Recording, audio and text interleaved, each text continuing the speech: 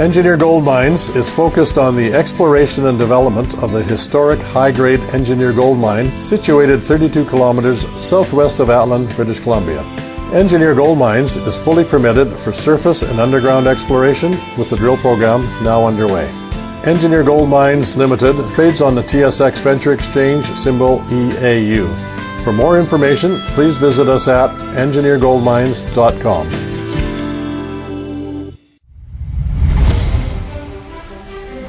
Welcome to the Goddard Report. Comments made on the Goddard Report and TalkDigitalNetwork.com are an expression of opinion only. Here is Jim Goddard. My guest is Kris Sims, BC Director of the Canadian Taxpayers Federation. Welcome back to the show, Kris. Thank you so much. Kris, the Taxpayers Federation held their annual Teddy Awards. What are they, and who won? This is really one of my most favorite times of year, both in journalism and for the CTF. So the annual Teddy Waste Awards are named after a very infamous bureaucrat named Ted, who is Canadian and lived overseas in the late 80s, early 90s. And he famously racked up thousands of dollars in expenses on the taxpayer's dime. And one lunch that he famously ate cost more than $700 for two. So that was a hefty price tag, and so the Canadian Taxpayers Federation has named their Waste Award trophies the Teddies after that bureaucrat. And you can probably think of the imagery involved with this award show. We usually have our federal director and now our Ontario director in full gowns and black tuxedo ties, and our big pink pig mascot, Porky the Waste Hater. He's standing up there in a big tuxedo too. And they hand out big golden statues of pig shapes to federal, provincial, and municipal bureaucrats and politicians. Whoever wasted our money in the most spectacular fashion possible in the previous year gets the award. So who were the big winners for municipal, provincial, and federal waste? So federally, we think this is the really big one. It's the Department of Global Affairs or Foreign Affairs, depending on what era you hearken from.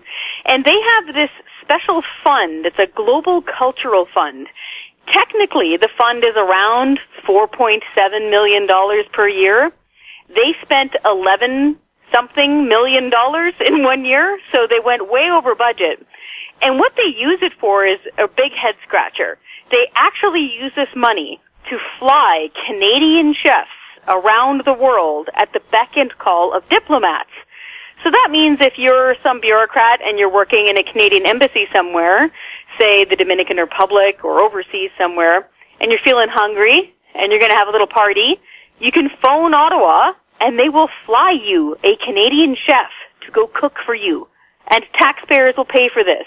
Very famously, your listeners will probably remember when Prime Minister Justin Trudeau took his costume trip over to India, spending millions of dollars, he flew a Canadian chef who specializes in Indian food to India to cook Indian food in India.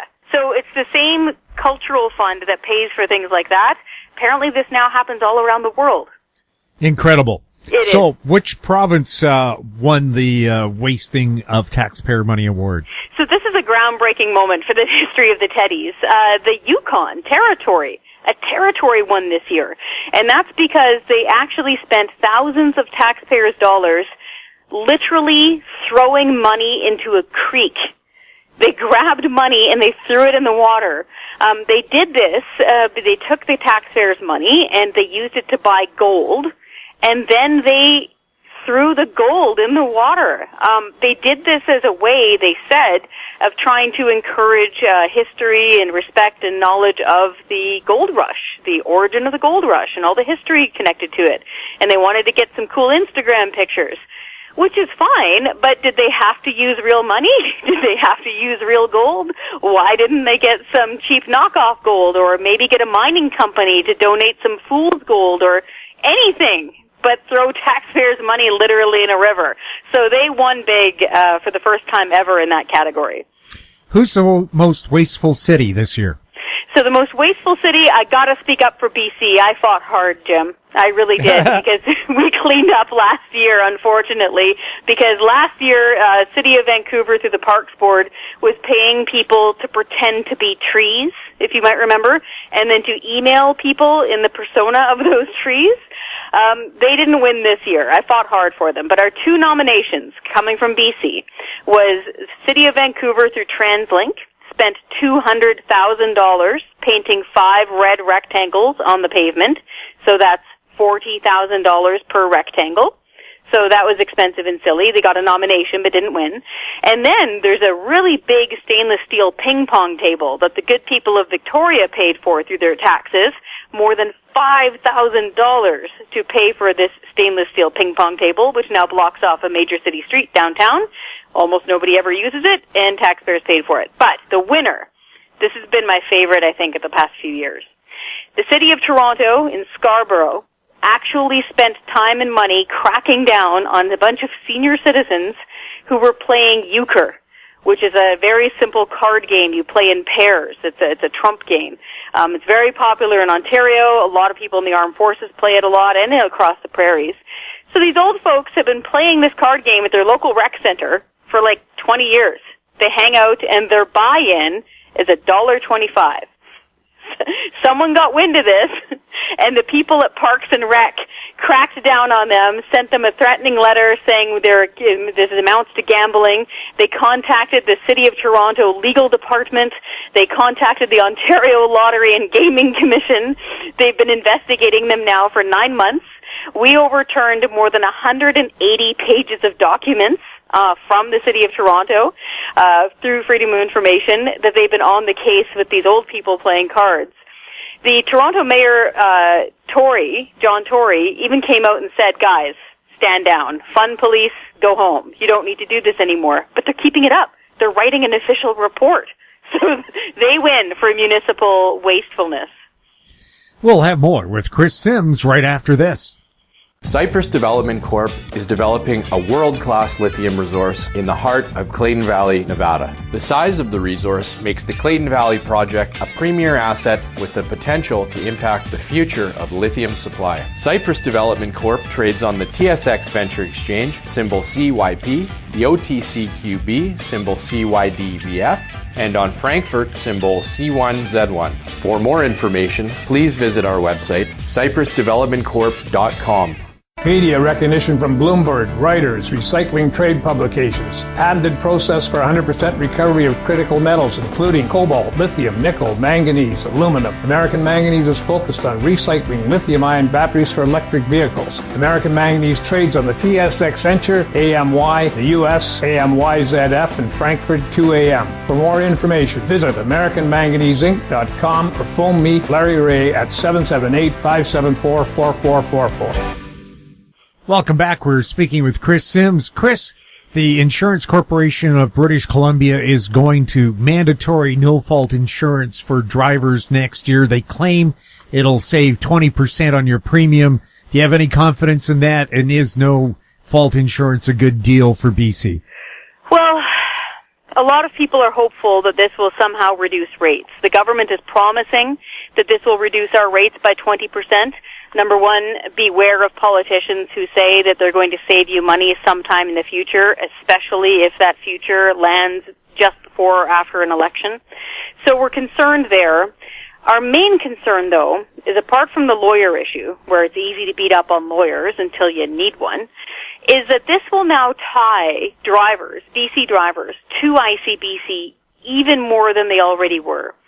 And what we mean by that is right now BC drivers have no choice for mandatory insurance. They must deal with ICBC. It is a government-forced monopoly, period.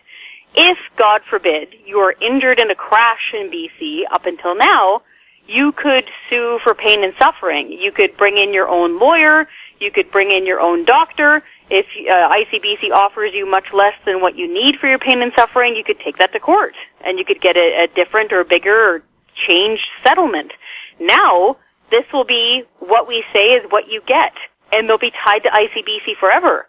So some people might get good service from them, but lots of British Columbians actually use the term trust. They say they don't trust ICBC. And now the government is making a move to lock them into it forever if they're injured. So we're really concerned that they're really taking away the last tiny little bit of choice that drivers even had here. So it's very concerning. The government says it's going to pass a law saying that they can't dip into any future profits of ICBC to help balance their books. But what guarantee is there that any future government wouldn't just rescind that law? That's a great question.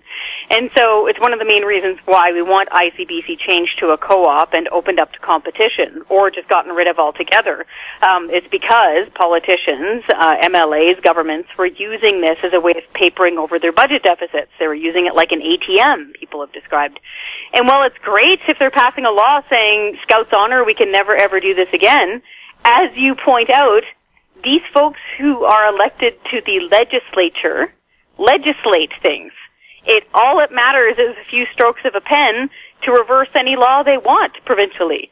So they can make all the promises and pass all the laws they want now, but that wouldn't prevent them from reneging on it or making up an entirely new law tomorrow. So them saying it is nice for now, but that could change in the blink of an eye. We'll have more with Kris Sims right after this.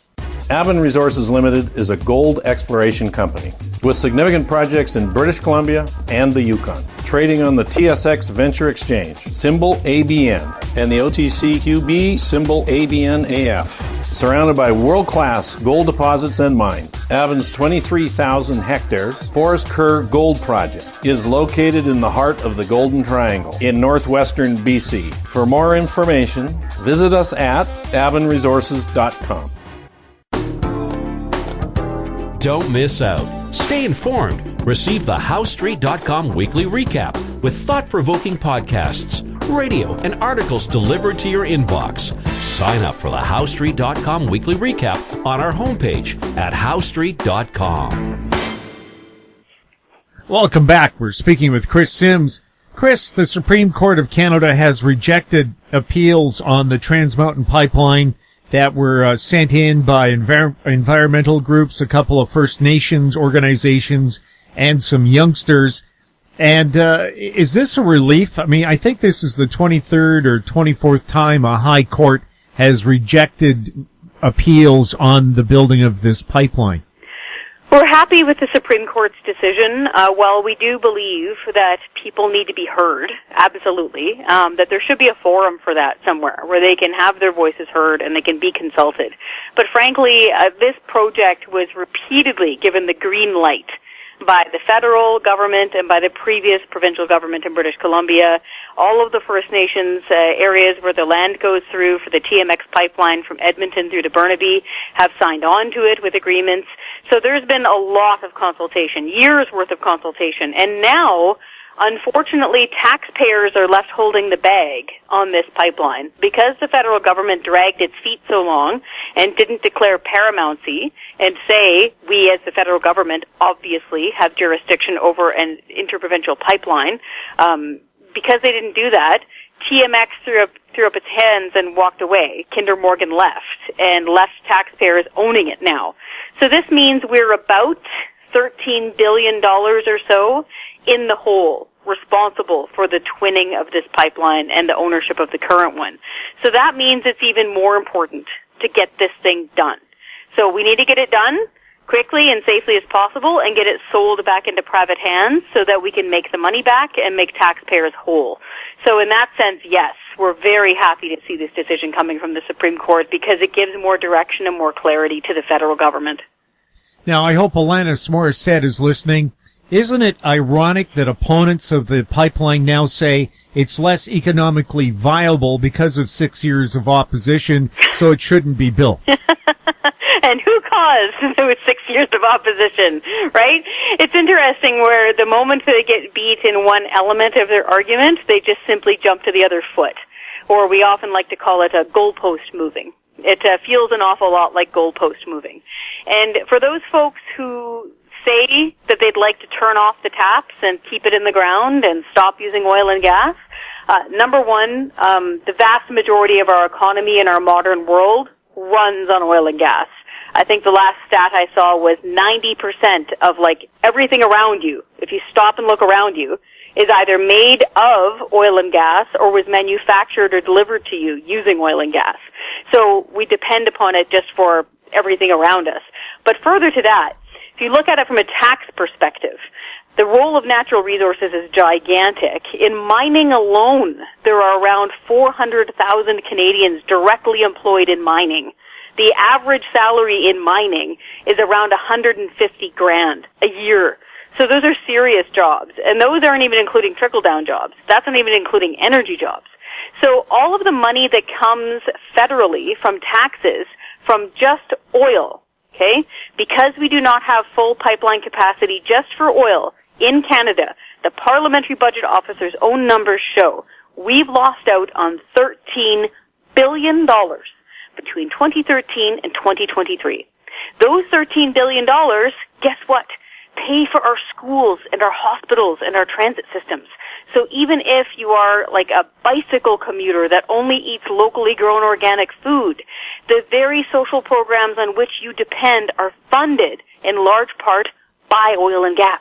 Kris, where can people go if they want to get more information about the Taxpayers Federation? We'd love that. If they go to our website, taxpayer.com, they can sign up to get free updates to find out what sort of campaigns we're working on and what we're trying to do on behalf of taxpayers and try to hold governments to account. And again, if it's even transparency, that's your thing. You want to hold governments accountable through freedom of information and proactive disclosure of their expenses, that's something we work really hard on too. So that's something you can get involved with through the Taxpayers Federation. Does the Taxpayers Federation have any affiliation with any political party? No, we are nonpartisan. Nobody who works within the Canadian Taxpayers Federation, including those on our board, is allowed to have any membership in any political party. We're nonpartisan. If you come up with a good idea, we don't care what party you are. Like, to give you an example quickly, about a year and a half ago, you might remember that FIFA was making noise about maybe coming to Vancouver, but they wanted a blank check. They didn't want to commit to any sort of funding for themselves. They wanted taxpayers to pay for it. The NDP provincial government said no. We completely agreed with them and put out a news release saying, yes, this is the right move. Way to go, John Horgan. So we don't care which party it is. We just want them to do the right thing. Kris, thank you so much for being on the show. Thank you. Our guest has been Kris Sims, BC Director of the Canadian Taxpayers Federation. Again, her website, taxpayer.com. If you have any questions for Kris or any of our other guests, you can send them to info@howstreet.com. Our YouTube channel is Talk Digital Network. Find us on Twitter at Talk Digital Net. We're also on Facebook. I'm Jim Goddard. Thank you for listening. Comments made on the Goddard Report and TalkDigitalNetwork.com are an expression of opinion only. The Goddard Report is available online and mobile at TalkDigitalNetwork.com. The Goddard Report is a production of How Street Media Incorporated.